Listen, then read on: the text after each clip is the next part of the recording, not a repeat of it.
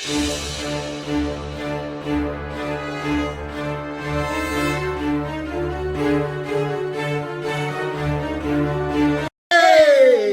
back to Build with the Boys. We have now got what we got as issue number 7 of Fanhome's Build the Infinity Gauntlet. Now, this is late. This is nearly 2 weeks late, and the reason for that is because the kid here has been roaming around Paris, haven't you? Yeah. Now, did you get up to the same things your father got up to when he was in Paris? Probably not. No, but that's a good thing. That's a good thing. Like, you want your kids to be better than you, and I don't think I'm welcome back in France after what I did. But after France, we're like, well, that's okay, we'll build it the following week. But we couldn't build it the following week because every night of this week, you've been doing what? I'm in a play. He's been in a play. What play you been in? I was in West Side Story. And who were you? A character called Baby John. Baby John in West Side Story. So I've been chomping at the bit to build Infinity Gauntlet, but unfortunately the world's busiest kid here has been trotting the globe, liaising with French girls, and singing. So we're there now. So we've got issue 7 now. There is not loads to do in this one. We've got a piece we're not going to use. Yeah. Yet. But we are going to be working on this section of the glove, which is the palm. So we're going to be working on this section here. Yeah. So we're going to be attaching that to there. At the end of this one, we'll be talking about our 47th villain. But we're not going to tell you who that is. We'll talk about him when we get to him. So what we're going to do is going to crack this one open and get this one done. This is not going to take long. I think this is literally 4 screws and we're done. So we're just going to get this one done. Then we'll have a bit of a chat. Sound good? Yeah. Sound good. Okay, so this is what we get in issue 7. We get this pack of screws here, we get this piece here, and we get this piece. Now, we won't be using this piece yet. Shame. So I'm going to put that to the side. This is the only piece we're going to be using. We're using these screws, and we are going to be using the palm of the glove. And as you can see a better look here, this is the piece we're working on. We're going to make this look a little prettier, cover up some of these screw holes, essentially what this is going to do. So let's get into it. Okay, so we are going to use the 3-in-1 oil for this one because we are going metal into metal. Now, all we're going to do is we're going to take this piece here, and that is going to clip in these 2 holes there, like so. He says that doesn't feel like it's going to, yeah, it's not going to go without a fight. Blood neck. It is a warrior.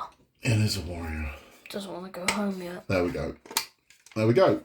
So that's how that's going to look. That already looks good, doesn't it? That already looks nice. Looks like a crown. Yeah. Yeah. So we'll flip this one over. Now what we're going to do is in this hole here and this hole here, we're going to put in 2 of the screws. And this is where we're going to use the 3-in-1 because, as I said, this will be snug. We're going to use the lovely gold screwdriver they gave with us.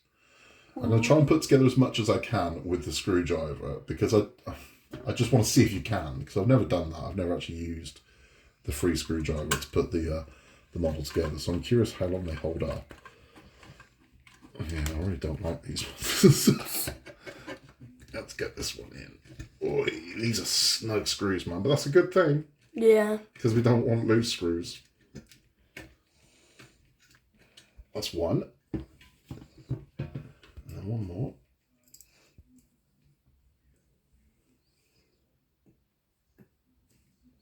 And here we go.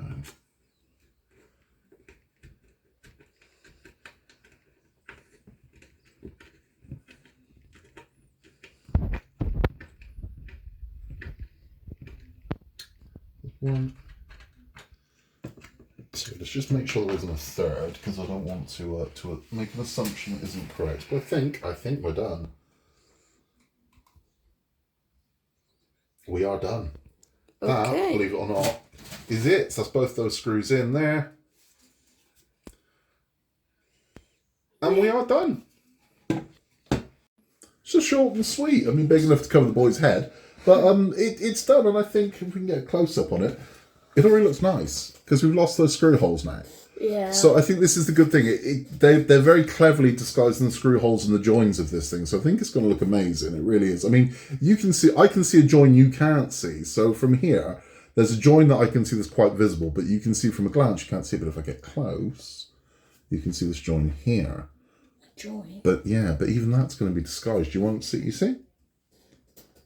Yeah. But you won't even see that. I mean, this is the thing. It's not until you sort of get close up to it you can see it. So that is all for that one. Short and sweet. Now, we did get a letter with this one. Yay! Well, you say yay. Hi, customer. Due to the huge success of this collection, we've run out of stock and we're unable to deliver the gift you were expecting receiving this package. Sorry about that. Just to let you know, rather than wait for the missing gift to come back in stock, we want to start sending you the items we do have right away. Don't worry, though, the missing gift will be included in your next shipment. So what was that gift? I don't know, was it? It was the posters. No! Yeah, so we were due to get two fairly large Endgame and Infinity War posters. Screw them. Well, no, we're going to get them. Don't screw them. We're going to get them. But, yeah, it's just a delay. This has happened before. I've had this numerous times with free gifts. But what I do like is they just sent the issues. Because I've had it where they didn't even send the issues. They just held out waiting for the gift. You're like, I don't care about the gift. I just want to build the model. I care about the gift. I know you care about the gift because the kids take all the gifts off me. So the kids really like the gifts. I don't really care about them. The kid, I mean, he will now, but they don't know that I got the Batman mug. Because if they did know that, they'd have already taken it off me. Yeah, see, he's already taken my mug.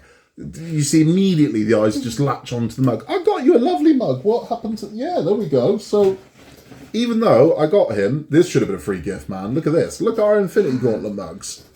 So, yeah, this should have been a free gift. Because we are getting a mug with this subscription. It ain't a great one, but we're getting a mug. Yeah, but this one's based off of the Dark Knight trilogy. Yeah, but we're not building that right now. That's for the Tumblr. You can have the free stuff. So we have got a bit of a delay for the freebies, but that's not a big deal. Anyway, we're going to do our Marvel talk, and we are going to be talking about our 47th, if I'm right, villain on the list, and it is this scumbag. Blob of the X-Men. Now, you be forgiven if you have not read the X-Men or seen the X-Men thinking it was just a fat bloke, isn't it? And it's like, well, no, it really isn't. He might look that way, but that is not what he is. So that's Fred Dukes, who became known as the Blob. Fred Dukes. And where he picked up the name the Blob, which isn't very flattering, is originally Fred Dukes was a... he was in like a sideshow, like at the carnival. He was a sideshow freak where he was portrayed as kind of the world's fattest man, but that wasn't his whole shtick. What it actually was you couldn't move him. That was his gimmick at carnivals. Yeah. No one could move him. So they'd let everybody, for $1 try and move Fred. You can't move him. And that is actually his mutant ability. Really? He can't be moved. You cannot move the Blob. Oh, yeah. So once he digs his feet into the ground, you ain't moving him. You can't get past him. You can't shift him. He has his own gravitational pull. So you can't move him. He has freakish strength, and his skin and his kind of layer of fat are pretty much impenetrable. You can't get through there. Yeah. Now, I've always liked the Blob, but he got relegated to henchman. But if you look at the early origins of the Blob, he was actually quite a significant threat. So Xavier was able to find him with Cerebro, and he said that's got to be the worst as well. When it comes to X-Men movies, the two worst characters to play in an X-Men movie have got to be Xavier and Cyclops, because all the actor is doing as Xavier is this, and then Cyclops just does this. If you're the actor, that's it. That's your whole role. But going back to that, so. Cyclops was sent to recruit the Blob, and the Blob came to the X-Mansion, and they wanted him to join the X-Men. And I'm guessing he turned on them. He did, big time. So he was like, I don't need this. And he said, I'm better than all of you. I'm far better than all of you. And he left. Xavier tried to wipe his mind. That was kind of the deal. Okay, so we can't, if you're not going to join us, that's fine, but we can't let people know you've been here. But the Blob escaped to the sewer, and he came back with his carnival kind of freaks and attacked the X-Mansion. Is that the circus of freaks? Yes. And he won. Yeah. So he defeated the X-Men. So the Blob, on his own, defeated the X-Men. It was very impressive. So, I mean, Iceman couldn't stop him. Nobody could stop him. So he was a legitimate threat. This is the thing. So when the Blob first came in, he was like a legitimate threat. But then just kind of fizzled out. And he eventually joined up with... The Brotherhood of Evil Mutants. The Brotherhood of Evil Mutants. And he was sort of relegated to henchman then, because Magneto's top boy. And Mystique. Yeah, so he just started falling down the ranks. So he just became this kind of guy that would have tear-ups occasionally. But Fred Dukes, I mean, as the Blob, because he's been around since the 60s. I mean, he's been a constant. Didn't something bad happen to him? Yeah, he's a really good arc. So there was the House of M storyline where Wanda Maximoff, the Scarlet Witch, said no more mutants. Yes. She kind of broke. It was over her kids and the death of Vision. She broke. And the last thing she said was, It's her own fault. the last thing she said was no more mutants. And she removed the mutant abilities of probably 90% of the mutants. There was, I think, 198 mutants left, but the rest of them lost their abilities. And Fred Dukes lost his ability. The Blob lost his ability, which was his weight. He was left. So all he was left with was skin. So if you've ever seen anyone's gone through extreme weight loss, it was like that, but like really extreme. So he had all of this skin left over and nothing else. No surgery could be done to remove his skin because it was still impenetrable. So he was left with the skin, and it's really sad. There's a scene where he wants to take his own life, but he can't because the skin still protects him from. So he's just depressed. He goes into depression, and over the next 10 years, there were various stories with Fred Dukes where he becomes almost like a skin man. Joe Wicks. The fitness guru. He becomes like that. So he does eventually get the skin removed. And he becomes like this fitness celebrity in Japan. And it's really bizarre, but that's where he goes. But eventually, Fred starts getting a mutant growth hormone, and he gains all of his weight back, and his size back, and his abilities back, and then he is now back as the Blob. Yeah, but it was an interesting story arc for him, and he is a very underrated character. He has appeared in movies, so he has appeared twice in movies. He was in... He's in the boxing scene in Wolverine, X-Men Origins Wolverine. So originally he's just Fred Dukes and he doesn't have the weight, and they make out that he's depressed and he's got an eating disorder. That was never part of the character story. They ruined him. They didn't go full Blob with the Blob in Wolverine because he's just kind of like... In the MCU, I hope they do. He needs to be massive. It can't be an actor that plays him. It needs to be like a CG thing. He needs to be huge. So he appeared in that. He also did have a cameo in X-Men Apocalypse. Did he? Yeah, he's in one scene. You see him in that.